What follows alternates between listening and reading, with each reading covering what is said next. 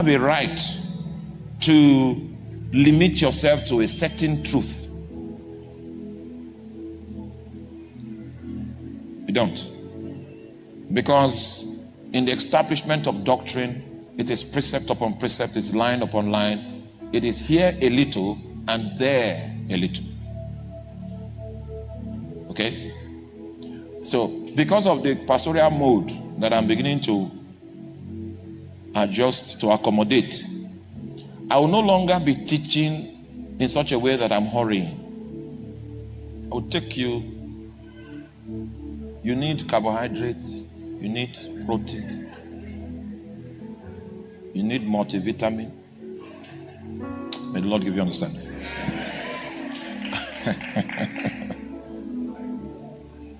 So there are 5 covenants in the Bible, and only one is old.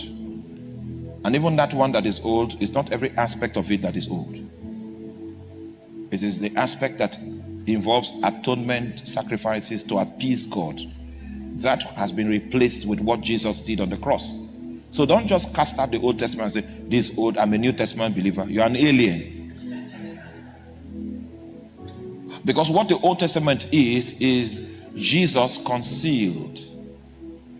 I can preach rapture from the Old Testament.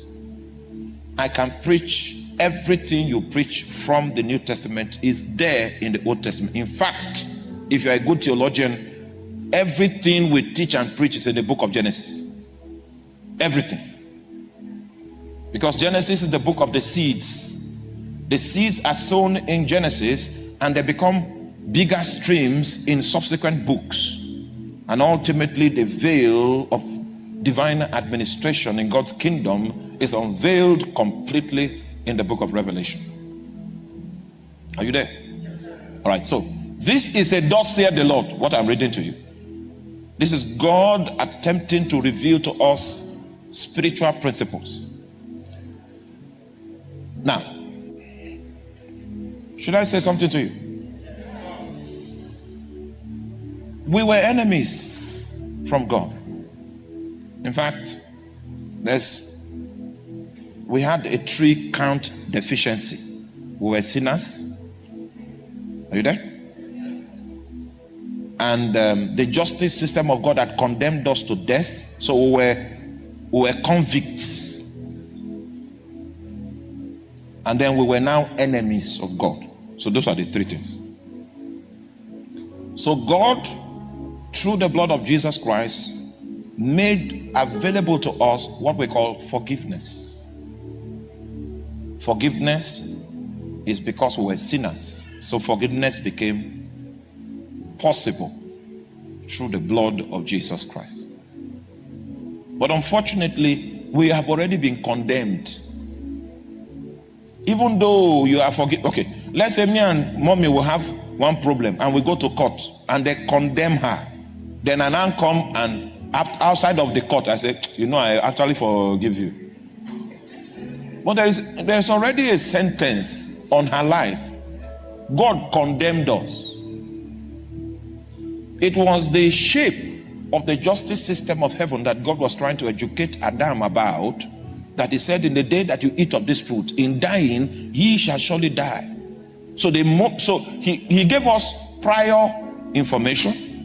So the moment we ate it, condemnation became our portion. Do you get that? So we're already condemned. So God had to take the case back to court. That based on this new evidence, there was an appeal. Based on this new evidence that Jesus Christ has now paid the price and shed his blood, does the initial position of justice still apply to us?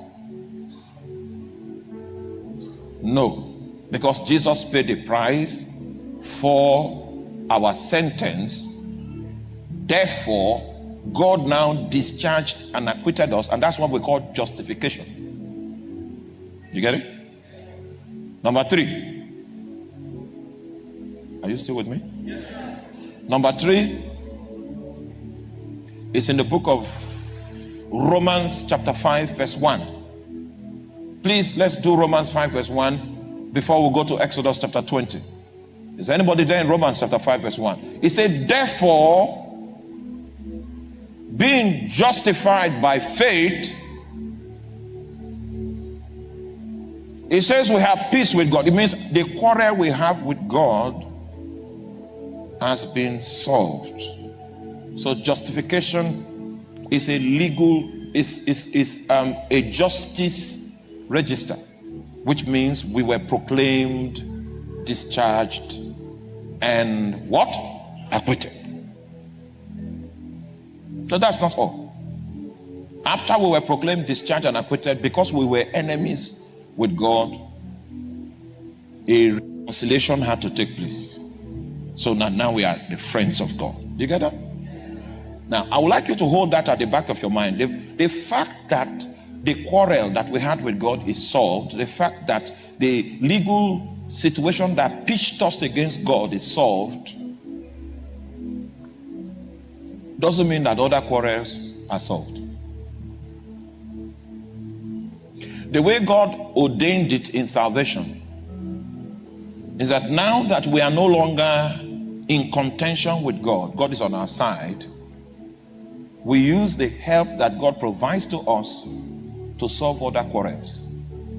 And I'm going to show you a few quarrels that may exist. Those other quarrels are little quarrels that if you know God, you can solve. But to think that because you gave your life to Christ, those quarrels don't exist, I came to tell you, you are joking. Come with me, go back to Exodus. You are going to use your relationship with God to deal with other issues. You there? Okay, it says, thou shalt have no other gods before me. Next verse. Thou shalt not make unto thee any graven image or any likeness of anything that is in heaven above, or that is in the earth beneath, or that is in the water, or water under the earth. Yes? Thou shalt not bow thyself to them, nor serve them. For I am the Lord thy God, a jealous God, visiting upon the iniquity of the fathers upon the children, unto the third and fourth generation of them that hate me. This is a spiritual law. I know that it is convenient for the average believer to wish away this spiritual law just because you are born again. But the accurate way of dealing with this matter is that because you have found alignment with God, you are in a position, you are equipped to undo these legalities. Nobody wishes away a court case. Have you ever had a court case and say, okay, I don't have a court case? Faith does not deny the presence of a mountain. That's not faith. Faith acknowledges mountains, and faith is the spiritual energy through which mountains can be lifted. Are you there? So the first entry point of demons into the lives of men is the legitimacy that this spiritual principle creates. And that's what we call occult background. Occult background. Maybe in your bloodline, in your lineage, I know our white brothers present here today might consider what I'm saying an African gospel. Please, just hold on. Give me some time to build my case. And I'm going to show you a few symptoms that are suggestive of the fact that Satan is taking advantage of legal situations to prey on your life. The spirit realm is legalistic. That's the shape of the realm. That's how the realm is. And that's why you will understand that when God wanted to purchase our salvation, Jesus had to fulfill the claims of divine justice. Now, what Jesus did on the cross was legal. You still here? Yes. It was in response to a legal situation. The divine justice has already captured that in the day that you eat of this fruit, ye shall surely die.